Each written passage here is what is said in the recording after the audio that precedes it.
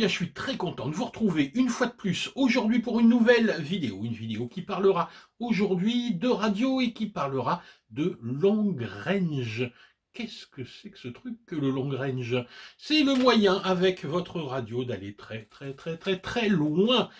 Oui, je sais, c'est pas forcément très autorisé, mais on va voir du matériel qui peut le faire, même si nous, on ne le fera pas. Alors, moi, vous le savez, depuis longtemps, j'utilise ma fidèle QX7. Je n'étais d'ailleurs jamais passé à la X9D, parce que la QX7 faisait vraiment très bien le taf et m'apportait toutes les fonctions dont j'avais besoin pour mon loisir FPV.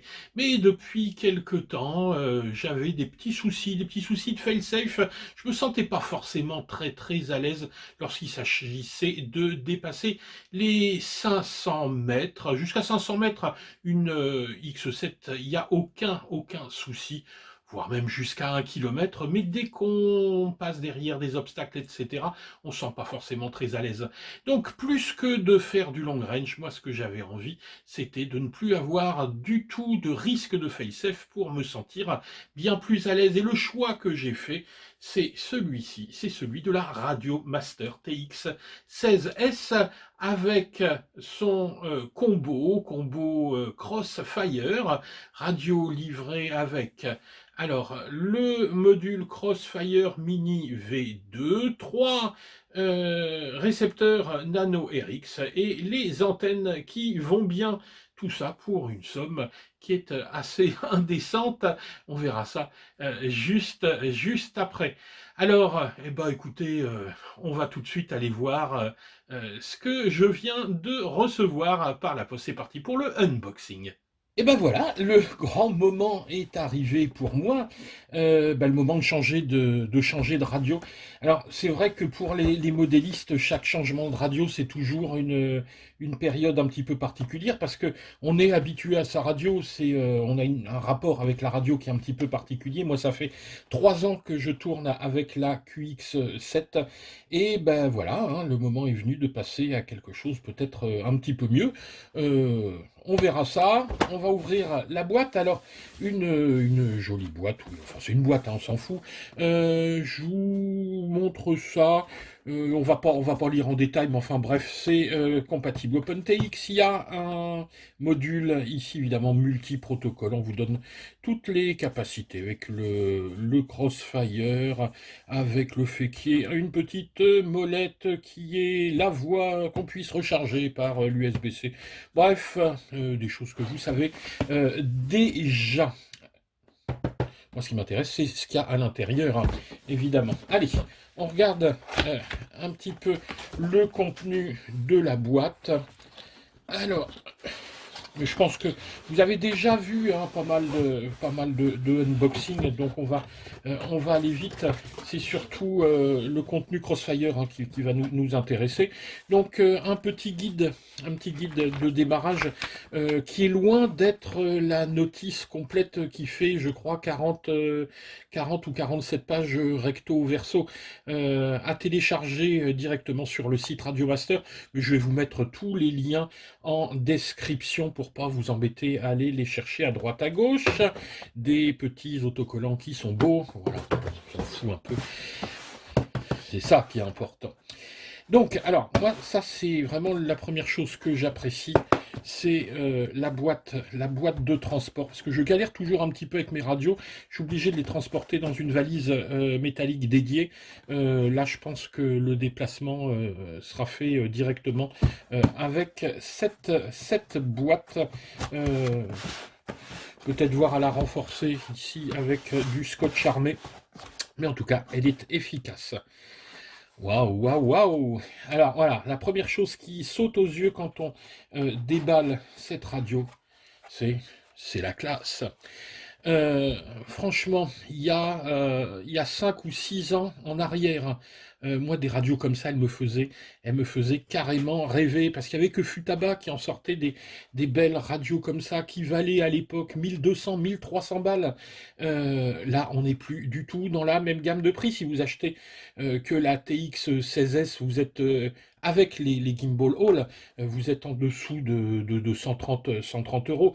Ici, on est dans les 200 euros avec le module Crossfire. Mais je vous remettrai tous les prix de toute façon. Donc la première chose qui frappe, c'est la qualité du truc. Voilà, on sent qu'on a une bonne radio. On est bien au-dessus de la qualité que moi j'ai éprouvée avec ma QX7, qui pourtant dans le temps a vraiment vachement bien tenu. Donc après, est-ce que cette impression de qualité, on la retrouvera dans le temps? Ça, je vous le dirai de toute façon, parce que ça, c'est pas un produit que j'utiliserai juste pour en faire la démonstration, mais ce sera ma radio dans les mois à venir. Bon, j'utiliserai encore la QX7 parce qu'il va falloir que je transfère tous les modèles. Et puis voilà, moi je ne vais pas chercher à vous faire de la haute technicité là-dedans. Je me pointe comme vous, hein, le gars qui n'y connaît rien pour l'instant et qui va découvrir sa radio. Alors moi, qu'est-ce que je vois? Tout d'abord, c'est le nombre de switches. 1, 2, 3, 4, 5, 6, 7, 8 switches, des petites molettes sur les côtés, des potards, donc des boutons en veux-tu, en voilà, un grand écran qui, vous le savez, est un écran tactile, mais pas encore utilisé par OpenTX, qui le sera à l'avenir. Donc il est prêt à être tactile. Pour l'instant, il est protégé ici avec un petit écran de protection. À l'arrière, hein, ça, bon, voilà, et la petite baie pour mettre les modules. En l'occurrence, ce sera le module Crossfire. À l'intérieur ici, le petit. Alors c'est pas un porte-pile, c'est un porte-lion. Ici donc pour des accus 3,7 volts. Allez pas mettre de piles rechargeables là-dedans, ça fonctionnera pas. Donc ça c'est les petits, vous savez, les petits accus qu'on utilise pour les vapoteuses. Donc les deux, soit vous mettez deux accus Lion et on se branchera directement avec la petite prise JST XH ici 2S. Moi ce que j'ai fait, c'est que j'ai commandé directement sur Amazon, hein, pour aller plus vite. Les lipos, vous embêtez pas à les commander en Chine, hein, ce genre de truc, ça va mettre un mois et demi à arriver. C'est galère à voir ce genre de truc en Chine. Ils sont au même prix. J'ai trouvé exactement le même prix sur Amazon. Donc moi je l'ai commandé sur Amazon, j'étais livré en 48 heures. Donc ici pareil, voilà, donc on a la petite prise qu'on va brancher là. J'ai commandé également une petite rallonge pour pas l'enlever directement. Mais de toute façon, c'est pas très grave, dans le sens où la recharge, on n'est pas obligé de passer par un chargeur dédié, mais on va passer par le dessous. Et ici, on a une prise USB qui va permettre de charger. Alors, est-ce que c'est de l'USB-C? Oui, c'est de l'USB-C pour la charge. Ici, alors attention, la charge par ici, pas par le haut. Par le haut. Alors, attendez, je referme ça. Par le haut ici, c'est uniquement pour relier la radio à l'ordinateur. Voilà, bah, hein, ça c'est... voilà, hein. Donc une radio qui en impose, une poignée vraiment solide. Euh, le premier contact, c'est un contact super positif, mais après évidemment, il faudra voir à l'usage. On regarde ce qu'il y a dans le reste de la boîte.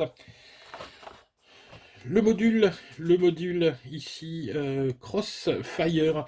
Alors pourquoi j'ai fait le choix du Crossfire et pas du R9M? Un petit peu pour le nom, hein, faut l'avouer, et beaucoup aussi pour la simplicité d'usage. J'étais un petit peu paumé avec ces histoires de R9M, EULBT, FCC, est-ce que ça allait être compatible avec la radio, est-ce qu'il y avait des mises à jour? Là, j'ai eu la chance de tomber sur ce combo, hein, le combo radio avec le module. Bref, c'était exactement ce qu'il me fallait, hein. Je voulais passer sur un module long range, et bah là, j'avais vraiment pas à m'en m'embêter. Moi, les radios, c'est vraiment un truc, il faut que ça fonctionne. Et une fois que ça fonctionne, je m'en occupe plus, hein, je laisse tourner, puis en général, j'oublie tout. Alors souvent, on me pose des questions, tu fais comment, tel truc sur ta radio? Ouais, j'ai oublié. Donc je prends des notes, hein. Je vais revoir mes notes un petit peu. Et voilà comment je fais avec les radios. Moi, les radios, c'est un truc, je veux que ça fonctionne, et ensuite, on dégage, on oublie. Les modèles, quand je mets un nouveau modèle, je recopie le modèle d'avant, et puis je fais des modifs dessus. Donc, il faut vraiment que ce soit simple d'usage. Donc ici, le module Crossfire avec sa prise pour la mise à jour. Le module est livré. Alors, avec un certain nombre de choses, et c'est aussi ce qui fait que le combo est intéressant. La première chose, c'est qu'il est livré avec 3 récepteurs Crossfire ici. Donc des récepteurs nano, des nano RX, hein, voilà, ils sont vraiment tout petits. Vous voyez, je les ouvre pas, mais voilà, avec la petite prise pour mettre l'antenne. On a un petit module, alors ça c'est pour la QX7, nous on s'en fout, mais c'est pour vous dire aussi pourquoi j'ai changé la radio, parce qu'avec la QX7, il y avait une compatibilité qui n'était pas parfaite ici avec le Crossfire. Fallait installer ce genre de petites choses ou modifier des paramètres dans la radio pour pas avoir d'alerte intempestive au niveau de la télémétrie. Bref, ça, hop, on n'en aura pas besoin. Qu'est-ce qu'on a d'autre dans la boîte? On a tous les petits câbles nécessaires pour installer correctement ces Nano RX sur les cartes de vol. Donc on a les petits pins ici, on a la petite gaine thermo à l'intérieur et les câbles nécessaires. Donc ça c'est pas mal. Ça c'est cool. Un porte-clés qu'il est beau. Ouais. C'est rigolo. Ça, c'est bien aussi, les petits ressorts. Alors ça, moi, c'est typiquement le genre de truc, voilà, quand je bidouille à l'intérieur, ben, je les perds. Je les perds, ces ressorts. Donc, qu'il y en ait de rechange, c'est vraiment bien. La petite prise, donc, c'est effectivement de l'USB-C, prise USB-C pour relier directement la radio à l'ordi. Et puis, on a les antennes. Alors, des antennes, ils en ont mis 2 types. Ici, des antennes. Alors, voyons ça. C'est un peu bizarre. Bon. Bon, je regarderai un peu à quoi ça sert. Tout ça, je vous avoue que je ne sais pas. Ce deuxième câble, ce que c'est. Alors, est-ce que c'est... Bref, hein, vous me direz en commentaire, je vais me renseigner. Vous voyez, moi j'ouvre la boîte un petit peu comme vous. Je ne sais pas ce que c'est, je ne sais pas à quoi ça sert, mais je vais chercher, hein. Ça, c'est le unboxing. Voilà, alors, 3 petites antennes toutes simples, et ensuite on a les modèles un peu plus grands, avec ici le Diversity. Et toujours la petite prise IPEX pour se brancher sur le récepteur. Donc vous voyez un combo qui est vraiment super complet, avec tout pour débuter dans le Crossfire. Bon, alors est-ce que je vais réussir? J'en sais rien, mais je suis pas plus con qu'un autre, hein, je suis pas... Voilà. Donc, ben voilà, on a un petit peu fait le tour de ce qu'il y avait dans la boîte.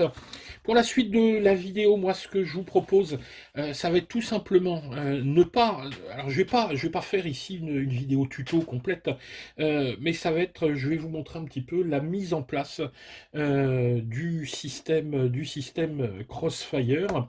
Je ne reviendrai pas en détail sur les fonctions de la radio, mais bon, bref, je vous explique tout ça après. Allez, zo, on y va. Voilà, on se retrouve 2 jours après le déballage de cette radio. Il faut quand même bien avouer la prise en main de cette radio master a été bien plus simple que ce que j'imaginais. Heureusement, sur le net, il y a pas mal de tutos pour aider à démarrer la radio. Alors, ce qu'on va faire, c'est un petit passage en revue, un petit tour du propriétaire de cette TX16S. En aucun cas, j'ai la prétention de vous expliquer comment la mettre en route ou comment utiliser les fonctions les plus complexes, mais surtout répondre à la question, est-ce que ça vaut le coup d'acheter cette radio ou est-ce qu'il vaut mieux se tourner vers un autre modèle? Donc il y a un certain nombre de questions qu'on peut se poser, que je vais essayer de poser pour vous. Voilà la première.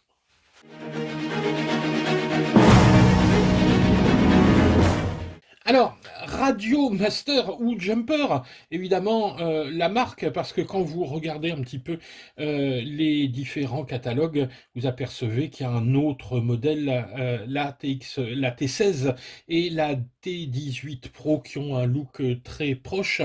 Donc, est-ce que cette TX16S est une Radio Master ou une Jumper? Eh ben, c'est pas une Jumper, mais quasiment une Jumper pour des histoires de droit, etc., un petit peu obscures. Jumper et Radio Master se sont séparés. Jumper a fait évoluer son matériel vers la T18 Pro, alors que Radio Master a fait tout simplement évoluer la T16 vers la TX16 S. La T18 Pro a un module interne en R9M, alors que la TX16S n'en a pas, mais propose ici le combo avec le Crossfire. Donc finalement leur petite guéguerre interne nous profite, faut quand même le reconnaître, et visiblement c'est parti pour la démocratisation du long range.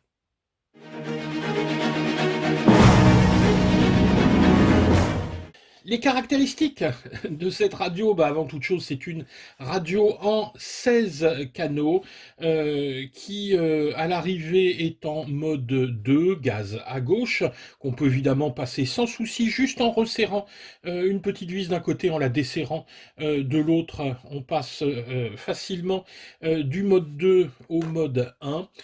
C'est une radio quand même assez conséquente, elle fait 736 grammes sans la batterie. Voilà, moi j'ai fait le choix de ce modèle qui est vraiment conçu pour la TX16, c'est la Q Radio Master. Donc la batterie évidemment n'est pas comprise, mais la radio est livrée avec un porte-pile hein, que je vous ai déjà montré. Il y a une carte micro SD qui est déjà à l'intérieur, qui est incluse. L'écran, c'est un écran, j'aurais tendance à dire tactile ready, parce que il est bien tactile cet écran, mais il n'est pas encore utilisé par OpenTX, peut-être dans une version à venir. L'écran est de grande taille, c'est un 4,3 pouces en 480 par 272 pour la résolution de la photo de départ. C'est une radio sous le système OpenTX. Elle a la possibilité de fonctionner sous d'autres systèmes, mais là, de base, elle est en OpenTX. On a donc voilà, des boutons de sélection, ça classique, on les verra après. Et une petite molette ici.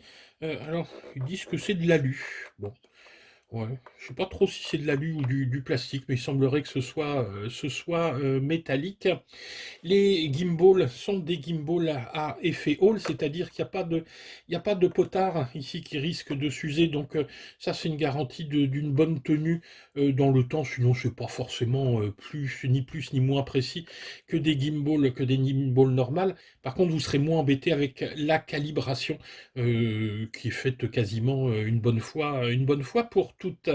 On a à l'intérieur, et c'est surtout ça qui est intéressant, ce qu'on retrouve dans les jumpers, c'est un module multiprotocole interne, ce qui fait que cette radio que vous allez utiliser en Crossfire pourra être utilisée en FrSky, en FlySky, en protocole FUTABA, bref, tout ce que vous avez besoin pour être heureux dans votre loisir. Elle a une fonction vocale, il y a une madame qui parle à l'intérieur, elle vibre quand elle n'est pas contente.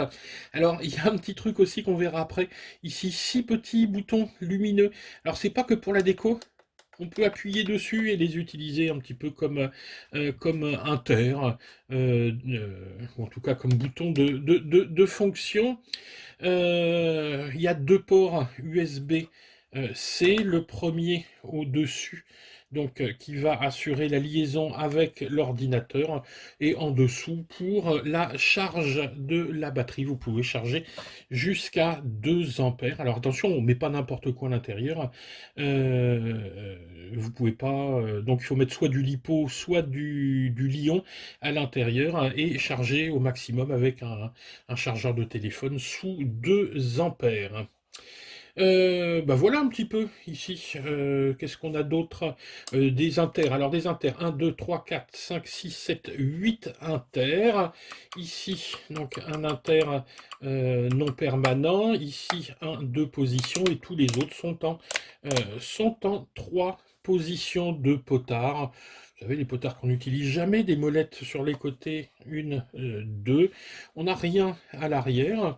Au niveau de la prise en main, c'est vraiment pas mal, mais j'en reparlerai après. Donc voilà pour les caractéristiques principales de cette radio, en tout cas d'un point de vue mécanique. On verra ce qu'il y a à l'intérieur après.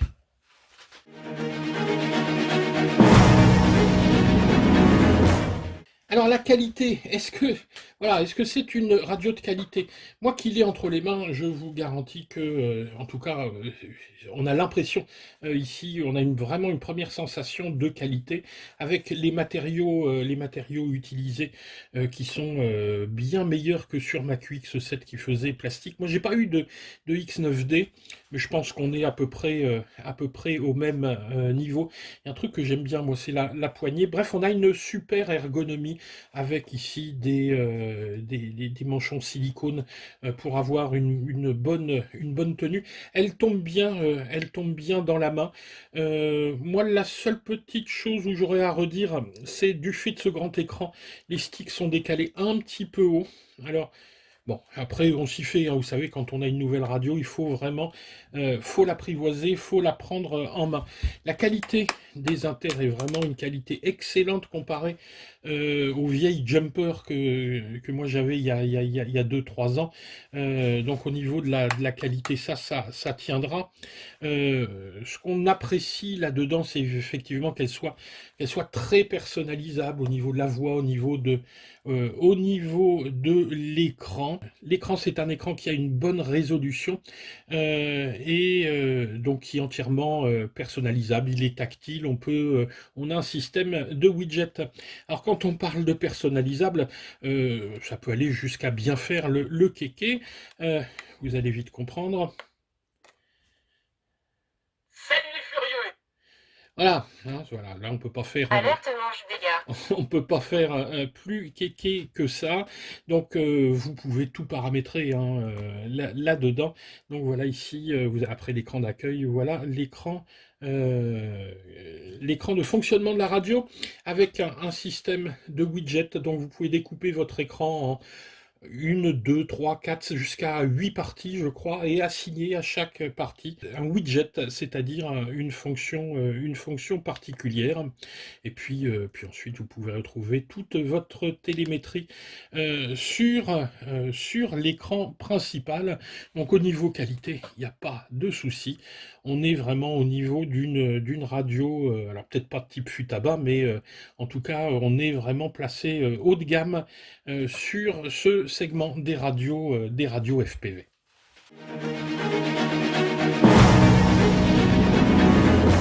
Alors, compliqué ou pas compliqué, cette radio. Si vous débutez évidemment dans le loisir, que vous n'avez jamais touché une radio, ça vous paraîtra quand même pas mal compliqué. Mais moi j'aurais tendance à dire qu'on ne peut pas se lancer dans le FPV sans prendre du temps sur la compréhension de la radio. Vous savez, c'est un loisir dans lequel il faut se prendre un petit peu en main et puis pas espérer qu'on vous fasse le boulot sans rien comprendre. Ça fonctionne pas comme ça. Une partie du loisir, c'est évidemment la compréhension de votre matériel. Alors, au niveau, pour vous simplifier quand même la vie, il y a quelque chose qui est vraiment sympa. Et là, on le voit, si on fait un appui long, c'est tout d'abord la possibilité de sélectionner des modèles déjà préprogrammés. Donc, on vous a mis un modèle en avion, un modèle Delta, un modèle hélico, un modèle de quad. Et si on va sur un de ces modèles, bon, ici en l'occurrence, c'est le mien, et donc il est déjà sélectionné. On a au niveau de ces modèles toutes les entrées, tous les mix, tous les inters nécessaires qui sont déjà préprogrammés. Donc vous avez la possibilité je dirais, de sélectionner ce modèle et ensuite de mettre les spécificités du vôtre, c'est-à-dire l'utiliser comme base de départ sans bien comprendre ce qu'est une entrée, comment on déclare un inter, etc. Mais il faudra le faire. Donc il faudra regarder un certain nombre de tutos. Ensuite, moi, ce qui me faisait peur, c'était les mises à jour. Ça, c'est un truc qui m'insupporte parce que ça fonctionne jamais chez moi. Ça plante, etc. Donc je suis toujours un petit peu angoissé là-dessus. Alors je les ai faites, les mises à jour, ça s'est très très bien passé. Mais évidemment, ça demande de chercher un petit peu, de savoir comment faire. Moi, j'en savais rien. C'est pas si compliqué que ça. C'est pas si simple que ça. Toutefois, quand même, est-ce qu'on peut se passer des mises à jour? Alors, tout d'abord, la mise à jour de la radio elle-même et de l'OpenTX. Elle arrive cette radio avec, je crois, l'avant-dernière version d'OpenTX qui fonctionne donc très très bien. Si vous voulez laisser OpenTX comme ça, vous pouvez laisser OpenTX comme ça. Le multiprotocole, le module multiprotocole à l'intérieur, lui, il arrive avec la dernière version. Vous voulez le laisser comme ça? Laissez-le comme ça. Oui, par contre, le Crossfire, là, ça le fait pas. J'ai tenté le coup, non, il y a nécessité de faire la mise à jour de ce Crossfire si vous voulez qu'il fonctionne, sinon il n'y aura pas possibilité d'appairer votre récepteur. Alors, est-ce qu'il y a déjà un firmware à l'intérieur? Est-ce qu'il n'y en a pas? J'en sais rien. Mais en tout cas, dès que j'ai fait la mise à jour, alors c'est super simple à faire. Je vous mettrai d'ailleurs en dessous tous les tutos nécessaires pour ces mises à jour, pour la mise en route de la radio. Bref, vous allez voir, il y a une petite partie tuto après.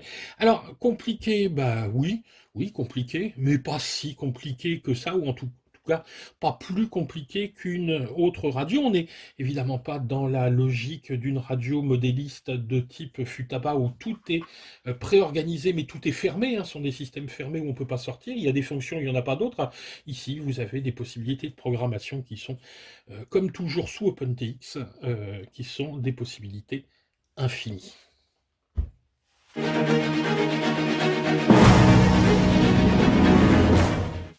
Alors, cher ou pas cher, cette TX16S en version combo avec le module Crossfire et ses 3 récepteurs Nano RX. 214 €, d'accord? C'est une somme. Mais regardons un petit peu. Le prix de la radio seule, la radio est vendue 128 €. Le module Crossfire avec ses 3 nanos en version starter, c'est 140 balles en France.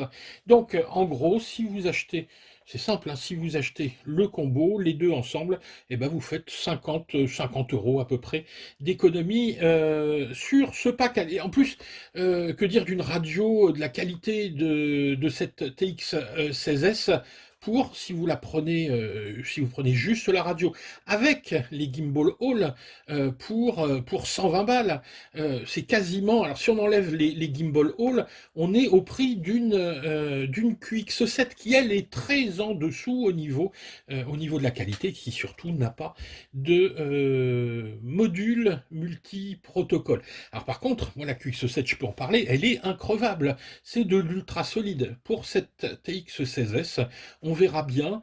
Moi sur ma QX7, j'avais 3 minutes, merci. J'avais un skin en silicone. On va voir ici si on peut trouver la même chose parce que ça avait vraiment garanti la tenue dans le temps de ma QX7. On verra, on en reparlera au fur et à mesure de son histoire. On verra si la solidité est au rendez-vous. Je reviens quand même sur le module multiprotocole. Ça va permettre de tout piloter. Et je pense, moi, il y a quelque chose qui m'intéresse m'intéresse, c'est le fait de pouvoir avoir maintenant à disposition les protocoles FAST et FHSS de chez Futaba pour piloter mes hélicos. Donc les amateurs d'hélicos, hein, ceux qui ont des petits 160 ou XK K110, seront bien heureux de pouvoir mettre leur petit hélico sur cette radio. Donc cher, je ne crois pas, ou en tout cas très très compétitive, valable, oui, sans nul doute.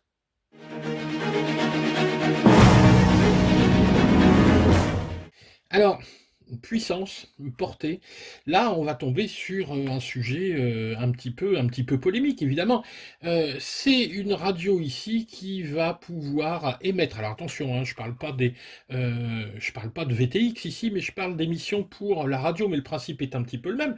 La limite est la même que pour les VTX, c'est 25 milliwatts, donc on pourra l'utiliser en 25 milliwatts, mais c'est quand même une radio qui va émettre jusqu'à bien plus, hein, 500 milliwatts, hein, un demi-watt.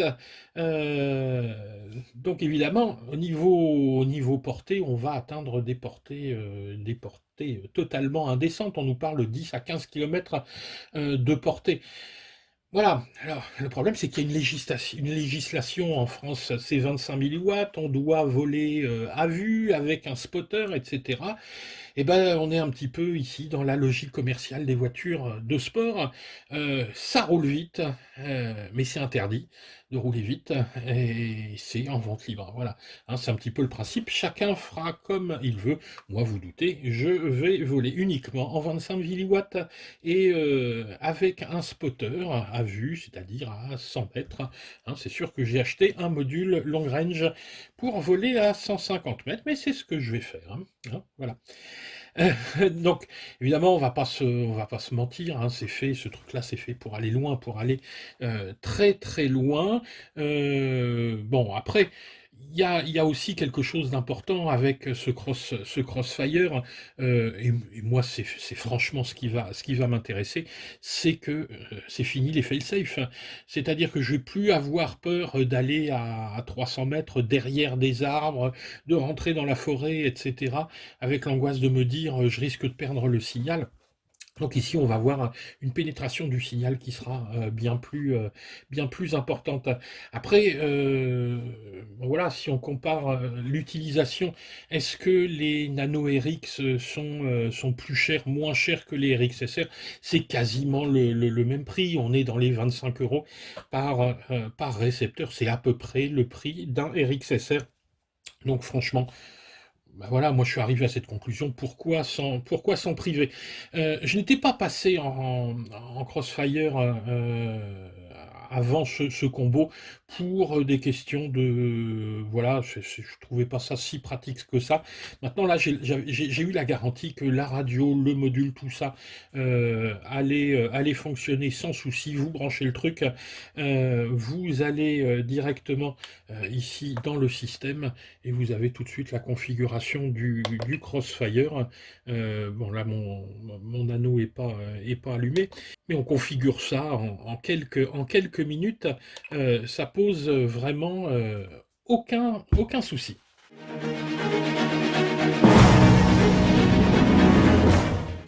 Alors, commencer ou pas avec une TX 16S ou commencer avec une radio plus simple, eh ben, comme je vous le disais tout à l'heure, il faut se mettre un petit peu les mains dans le cambouis. Honnêtement, c'est la portée d'un gamin de 14 ans, l'utilisation de cette radio. Alors, quitte à commencer avec une radio décente, allez pas passer. C'était valable de commencer avec une radio Fly Sky il y a 2-3 ans. Mais bon. Là, tout de suite, vous avez de quoi continuer et surtout, ça va se revendre ultra facilement.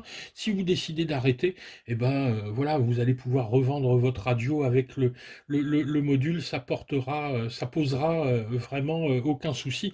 Donc, faut vraiment pas hésiter à commencer avec ce type de radio. C'est guère plus compliqué qu'une radio de type Fly Sky. De toute façon, faudra y passer et essayer de comprendre comment ça fonctionne.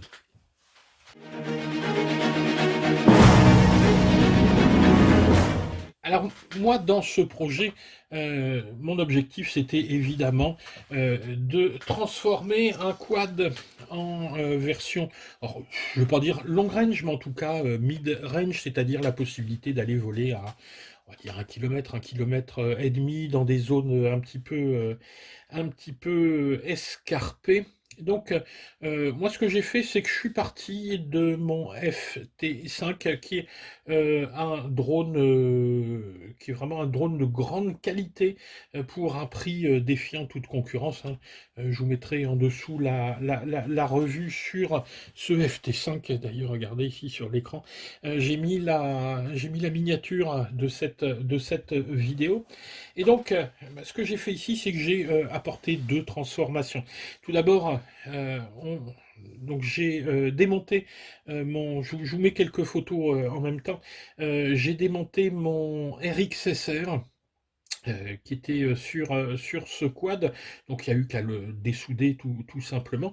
Et ensuite j'ai installé le Nano RX.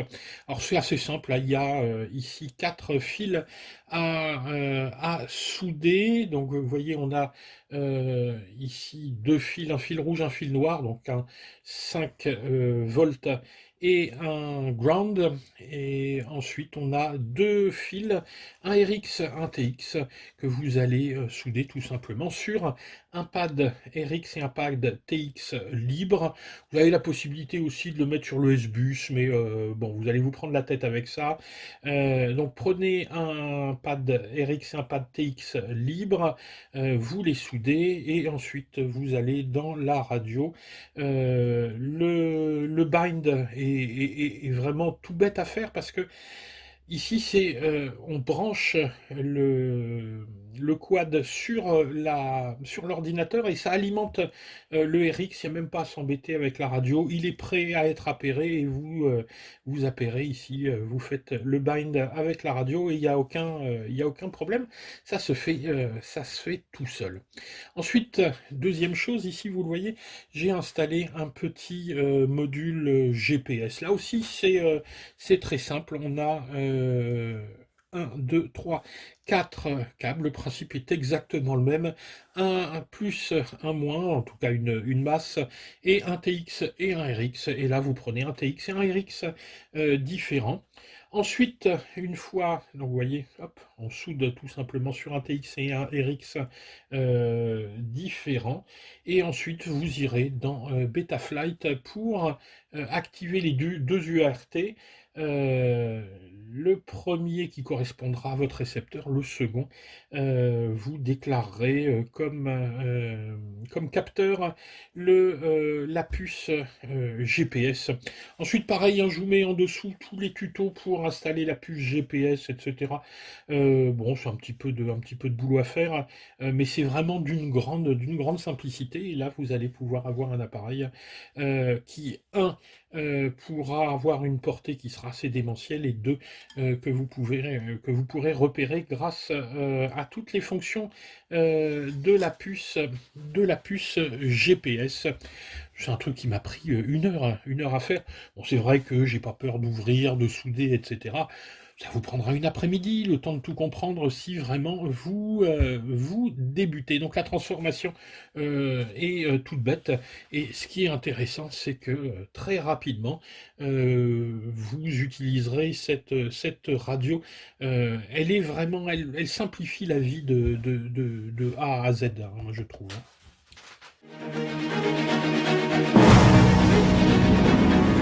Parlons tuto un petit peu.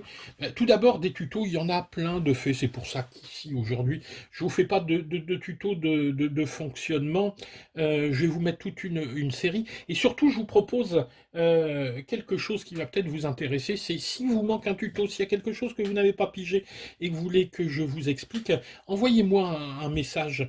Et si des questions reviennent un peu, bah, tout simplement, je ferai des tutos abonnés. C'est-à-dire que je prendrai une question et puis je ferai une petite vidéo, par exemple, comment faire un écran d'accueil, comment changer les sons, etc.